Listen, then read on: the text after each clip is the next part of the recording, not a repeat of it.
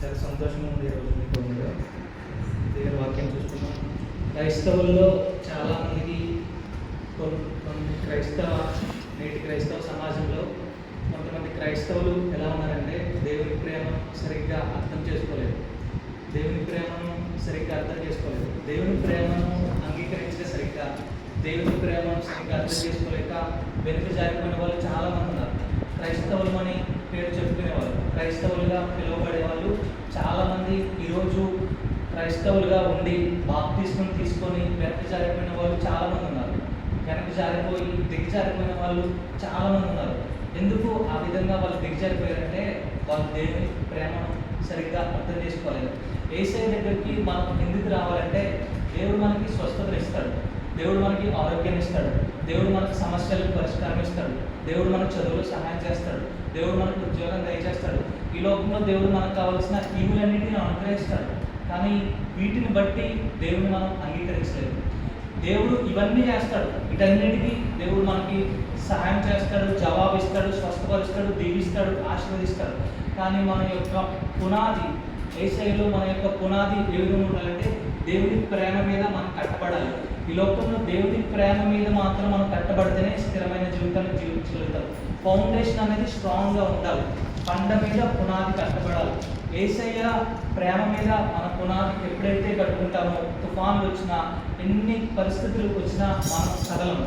దేవుని మనం ఈ విధంగా అంగీకరించమంటే దేవుడు నన్ను స్వస్థపరిచాడు అని దేవుని అంగీకరించాలంటే మళ్ళీ నీకు అనారోగ్యం వచ్చినప్పుడు దేవుని విడిచిపెట్టేయచ్చు. దేవుడు నాకు ఉద్యోగాన్ని ఇచ్చాడు అందుకు దేవుడిని నేను యాక్సెప్ట్ చేసినంటే ఉద్యోగం పోయిందనుకో దేవుడు అనే క్వశ్చన్ నీకు రావచ్చు. దేవుడు నీకు ఈ లోకంలో నీకు పరిష్కారాలు ఎన్నో ఇవ్వచ్చు. వాటి కోసం దేవుని దగ్గరికి నువ్వు వచ్చావంటే మళ్ళీ పడిపోయే అవకాశం ఉంది. దేవుని ప్రేమను సరిగ్గా అర్థం చేసుకోకపోతే మనకు పడిపోయే అవకాశం ఉంది. ఈ లోకంలో చాలామంది దేవుడిగా పిలువబడేవారు చాలామంది ఉన్నారు.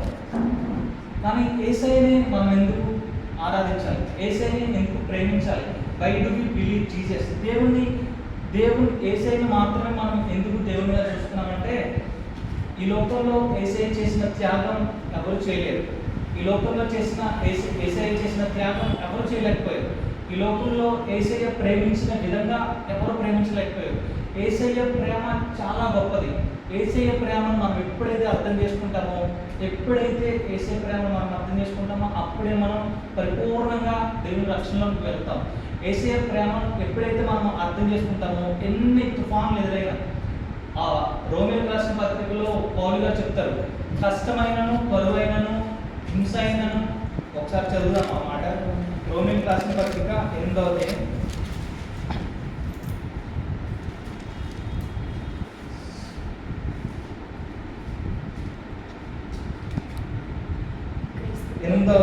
35వ వచనం. క్రీస్తు ప్రేమ నుండి మనలను ఎడబాపు వాడేవాడు శ్రమ అయినను, బాధ అయినను, హింస అయినను, కరవైనను, వస్త్రహీనత అయినను, ఉపద్రవమైనను, ఖడ్గమైనను మనలను ఎడబాపున నిన్ను గురించి వాయబడినది ఏమనగా, నిన్ను బట్టి దినమెల్లా మేము వధింపబడిన వారము, వదకు సిద్ధమైన గొర్రెలమని మేము ఎంచబడిన వారము.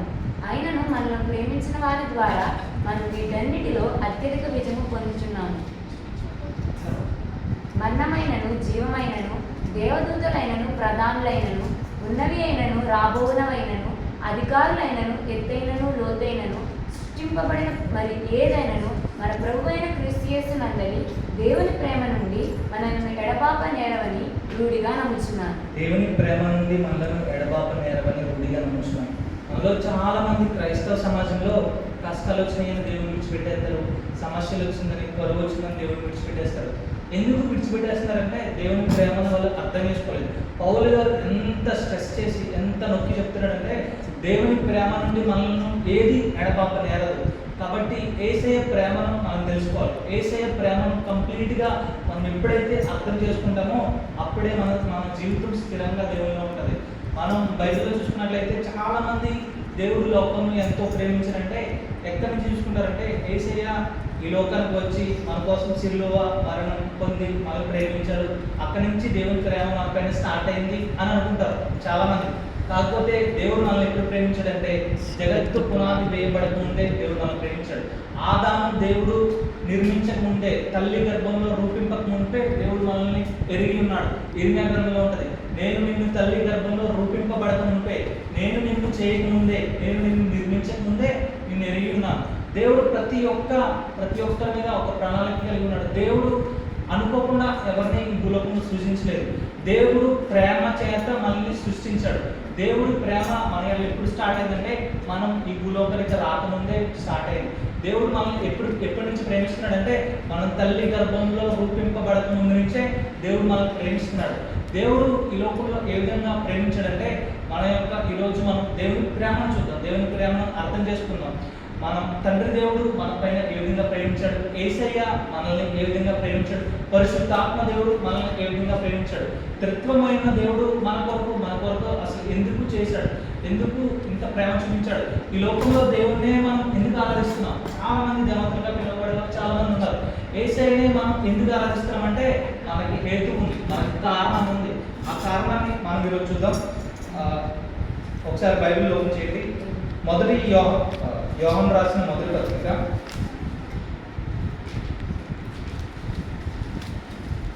4వ అధ్యాయం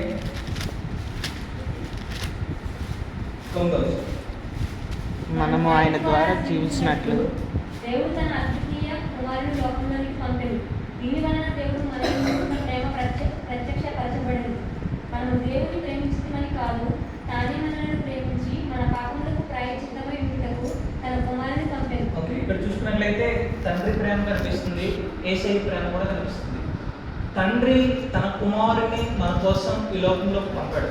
మనం చాలాసార్లు క్రైస్తవ సమాజంలో చాలాసార్లు మనం ఈజీగా చేసుకుంటాం. మనం క్రైస్తవ ఫ్యామిలీలో పుట్టాం కాబట్టి ఏదో చర్చికి రావాలని వచ్చేస్తాం, ప్రార్థన చేసుకోవాలని చేసుకుంటాం, ఏదో మనకి ఇది ఒక ఆచారం అయిపోయింది చాలామందికి.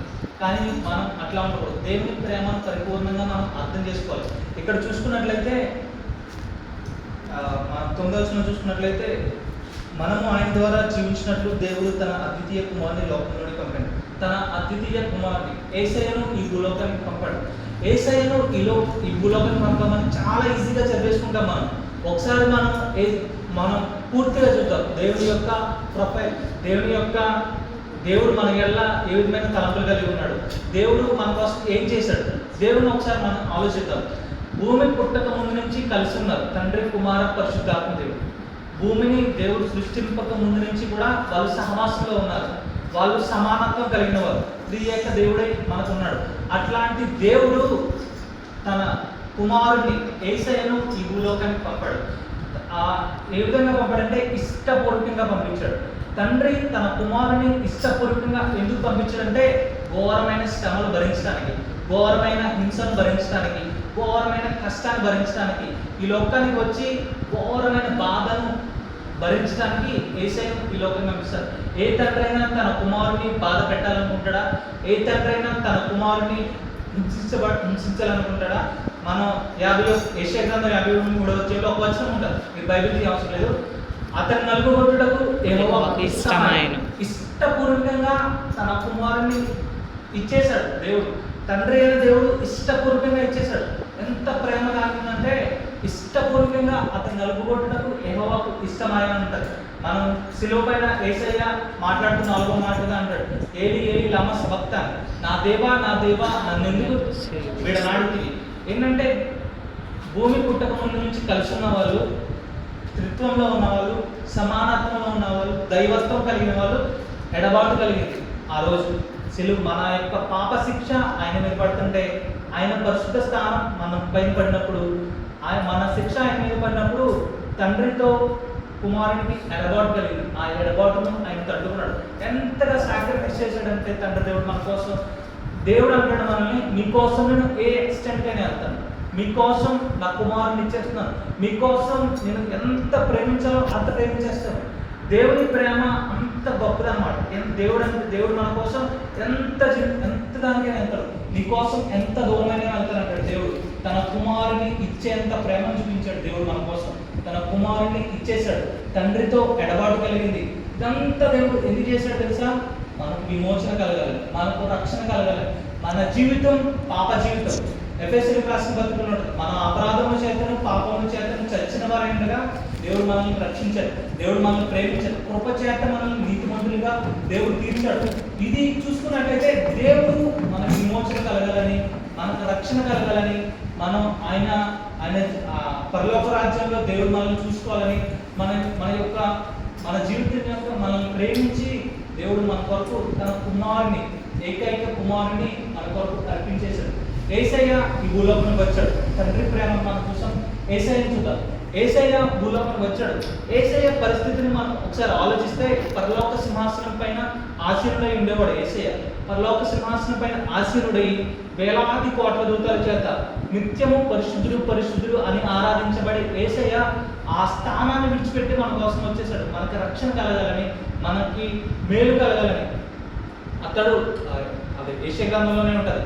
అతడు తన్ను తాను అపరాధ పరిహారార్థ బలి చేయగా అది సంతానం చూసి యేసయ్య బలవంతంగా రాలేదు, ఇష్టపూర్వకంగా వచ్చేసాడు. తన శ్రమను భరించడానికి, శిక్షను భరించడానికి, మన శిక్ష అది, మన పాపములకు మనం పొందవలసిన శిక్ష అది. మన శిక్షను ఆయన మీద వేసుకుని ఆయన పరిశుద్ధ స్థానాన్ని మనకిచ్చి, యేసయ్య తప్ప ఇంకెవరు చేయలేరు. యేసయ్య ఒక్కడే పరిశుద్ధుడు. మన యొక్క పాపానికి ప్రాయశ్చిత్తం కలగాలంటే, మనకు రక్షణ కలగాలంటే ఇంకొక మార్గం లేదు. దేర్ ఓన్లీ వన్ థింగ్, అదొక్కటే ఉంది. అదొక్కటి, యేసయ్య రక్తం తప్ప మనిషిని పవిత్రం చేసేది ఏది లేదు. అందుకే యేసయ్య మనం రక్షించడానికి, మన కోసం మనం త్యాగం చేయడానికి, మనకు విమోచన కలగాలని, మన నరకంలో కాలిపోకూడదని, మనం దేవుడి రాజ్యంలో దేవునితో పాటు మనం చూసుకోవాలని యేసయ్యే మన కొరకు ఈ భూలోకానికి వచ్చాడు. యేసయ్య మనల్ని హెచ్చించడానికి ఎంత తగ్గించుకున్నాడంటే, ఆయన జనం ఏ విధంగా జరిగింది? పశువుల తొట్టిలో పరుండబెట్టారు. ఆయన పరలోక సింహాసనం పైన ఆశీనుడై ఉండే దేవుడు, సర్వ సృష్టిని సృష్టించిన సృష్టికర్త, సర్వ మానవాళికి కారణభూతుడైన దేవుడు పశువుల తొట్టిలో ఉండడానికి ఇష్టపడ్డాడు. ఎందుకు అంత తగ్గించుకున్నాడంటే, దేవుడు మనల్ని హెచ్చించడానికి దేవుడు అంతగా తగ్గించుకున్నాడు. యేసయ్యని ఈ భూలోకంలో ఏ విధంగా చూశారు? పరిసయ్యులు కానీ, యాజకులు కానీ ఆయన్ని సూటుబొట్టు మాట్లాడేవాళ్ళు, ఆయన హింసించేవాళ్ళు, ఆయన బాధ పెట్టేవాళ్ళు, ఆయన్ని అవమానపరిచేవాళ్ళు. అన్ని తట్టుకున్నాడు యేసయ్య. ఎందుకు తట్టుకున్నాడు తెలుసా? రక్షణ కార్యం చేయడానికి ఆయన మొత్తం అంతా తట్టుకున్నాడు. మనకి రక్షణ కలగాలని, మనకి విమోచన కలగాలని అంత తట్టుకున్నాడు. దేవుడు చాలా గొప్పవాడు. దేవుడు కల్పించుకుంటే ఏదైనా చేయగలదు. కానీ దేవుడు తను తాను తగ్గించుకున్నాడు మన కోసం, మనకి రక్షణ కలగాలని. యేసయ్య ముఖం మీద ఉమ్ము ఊసారు. సైనికులు యేసయ్య ముఖం మీద ఉమ్ము ఊసారు. ఆయన అరచేతులతో కొట్టారు. ఒకసారి మనం పిక్చరైజ్ చేసుకోవడానికి ట్రై చేద్దాం. యేసయ్య సర్వ సృష్టిని సృష్టించింది యేసయ్య. సర్వ మనుషులందరినీ పుట్టించింది యేసయ్య. ఈ సృష్టికి కారణం యేసయ్య. అట్లాంటి యేసయ్య మీద ముఖం మీద ఉమ్ము వస్తే ఎట్లా ఉంటుంది? అట్లాంటి యేసయ్య మీద సృష్టించే సృష్టికర్త మీద, మనుషులందరినీ చేసిన సృష్టికర్త మీద అరచేతులతో కొట్టారు. ఒకసారి సిచ్యువేషన్ మనం అర్థం చేసుకున్నాం. దేవుడు అంత జరిగినా కానీ దేవుడు ఏమంటాడంటే, యేసయ్య ఏమంటాడంటే, తండ్రి మీరు ఏం చేసినారు వీరికి తెలియదు, వీరికి క్షమించు. అంత సహనం కలిగిన వాడు, అంత తగ్గించుకున్నాడు మన కోసం. అంత గొప్పది యేసయ్య ప్రేమ. యేసయ్యను కొరడాలతో కొట్టారు, మేకులతో కొట్టి సిలువపై వేలాడదీశారు, ముళ్ళ గిట్టని పెట్టారు. ఇదంతా కూడా యేసయ్య భరించింది మన కోసమే. యేసయ్య తలంచుకుంటే ఏదైనా చేయగలరు. యేసయ్య సమర్థుడు. ఈ లోకంలో చాలా మంది క్రైస్తవేత్తలు, క్రిస్టియానిటీ వ్యతిరేకంగా ఉండే వాళ్ళు ఏమంటారంటే, సిలువ పైన 3 మేకులు పీక్కోలేని మీ దేవుడిని మీరు ఆరాధిస్తున్నారు, సిలువ పైన అంత హింసిస్తుంటే ఆయన ఒక మాట మాట్లాడలేదు, అక్కడి నుంచి తిరిగి వచ్చేయచ్చు కదా, నిజంగా ఇంక దేవుడు అయితే సిలువ నుంచి దిగి బయటకు వచ్చేయచ్చు కదా, 3 మేకులు పీక్కోలేడా మీ దేవుడు అని అంటారు. మనం చూసుకున్నట్లయితే దేవుడు ఏదైనా చేయగలరు. దేవుడికి అసాధ్యమైనది ఏది లేదు. రాజుల గ్రంథంలో ఒక సంఘటనను మీకు జ్ఞాపకం చేస్తాను. దేవుడు ఎంత పవర్ఫుల్ అంటే మీకు ఒక విషయాన్ని జ్ఞాపకం చేస్తాను. అశ్షూరీయులు ఇశ్రాయేలుకి యుద్ధానికి వస్తారు. యుద్ధానికి వస్తున్నప్పుడు హిజ్కియా రాజుగా ఉంటాడు. హిజ్కియా రాజుగా ఉన్నప్పుడు హిజ్కియా దేవుని సన్నిధికి ప్రార్థన చేస్తాడు. అశ్షూరీయులు చాలా సైన్యంతో ఇశ్రాయేలుని చంపడానికి వచ్చేస్తున్నప్పుడు హిజ్కియా ప్రార్థన చేస్తున్నప్పుడు హిజ్కియా ప్రార్థనని దేవుడు వింటాడు. హిజ్కియా ప్రార్థన దేవుని విని దేవుడు ఏం చేస్తాడంటే ఒక దూతను పంపిస్తాడు. దేవుడు ఒక దూతను పంపించినప్పుడు ఆ దూత వచ్చి 1,85,000 మందిని ఒక్క నైట్ చంపేస్తాడు. శత్రువులు ఇశ్రాయేలుకు వ్యతిరేకంగా ఎవరైతే ఉన్నారో ఒకే ఒక్క దూతను పంపిస్తాడు దేవుడు. ఒక్క దూత వచ్చి ఒక్క నైట్లో 1,85,000 మందిని చంపేస్తారు. దేవుని దూత యొక్క కెపాసిటీ అది. దేవుడు మాట సెలవిస్తే జరుగుతుంది. శిలువ పైన యేసయ్య చచ్చిపోవడానికి ఇష్టపూర్వకంగా అది జరగడానికే యేసయ్య వచ్చాడు. యేసయ్య ఎందుకు యేసయ్య ఇంత బాధపడతాం అని మనం అడిగితే ఇది చేయాలి, ఇది జరగాలి, ఇది నీ కోసం నేను చేసే త్యాగం, నీకు రక్షణ కలగాలని నేను చేసే త్యాగం అని యేసయ్య అంటాడు. యేసయ్య ప్రేమ అంత గొప్పది. ఏదైనా చేయగల సమర్థుడు దేవుడు, కానీ మన కొరకు చచ్చిపోవడానికి ఇష్టపడ్డాడు. అందుకు యేసయ్యను మనం ఆరాధిస్తున్నాం. యేసయ్యను మనం దేవుడిగా ఎందుకు చూస్తున్నామంటే యేసయ్య మన కొరకు చనిపోయాడు కాబట్టి, యేసయ్య మనకు విమోచన కలిగించారు కాబట్టి. ఈ లోకంలో, ఈ ప్రపంచంలో దేవుళ్ళుగా పిలువబడే వాళ్ళు ఎవ్వరు కూడా మనిషి పాపానికి ప్రాయశ్చిత్తం ఎవరు చేయలేదు. మనిషి పాపానికి, మనిషికున్న రోగానికి ఎవరు కూడా ప్రాయశ్చిత్తం చేయలేదు. మనిషి ముందున్న మరణాన్ని ఎవరు దాటించలేదు. యేసయ్య ఒక్కడే మనిషి యొక్క మరణాన్ని దాటించి పరలోకానికి తీసుకెళ్ళగలిగిన సమర్థుడు యేసయ్య. యేసయ్య ఒక్కడే మనకి మార్గం. ఎంత చేశాడు యేసయ్య. దేవుడు మనం ఎందుకు ఆరాధిస్తున్నామంటే మొదటి కారణం ఇదే ఉండాలి. పరిశుద్ధాత్మ దేవుడు రక్షణ కార్యం మనం అందరి జీవితంలో చేశాడు. ఇక్కడ చూసుకున్నట్లయితే యేసయ్య ప్రేమ చూపించాడు. ఈ లోకంలో మన ఫౌండేషన్ అనేది ఏ విధంగా ఉండాలంటే దేవుని ప్రేమ మీద కట్టబడాలి. ఎప్పుడైతే ఈ యొక్క దేవుని ప్రేమను మనం అర్థం చేసుకుంటామో, ఎన్ని కష్టాలు రాని, ఎన్ని శ్రమలు రాని, ఎన్ని శోధనలు ఎదురాని, కుటుంబ పరిస్థితులు బాగాలేకపోయినా, మన ప్రార్థనకి జవాబు రాకపోయినా దేవుని మనం విడిచిపెట్టం. మన విశ్వాసం అనేది, మన యొక్క పునాది ఏ విధంగా ఉండాలంటే దేవుని ప్రేమ మీద మనం కట్టబడినప్పుడు మనం స్ట్రాంగ్గా ఉంటాం.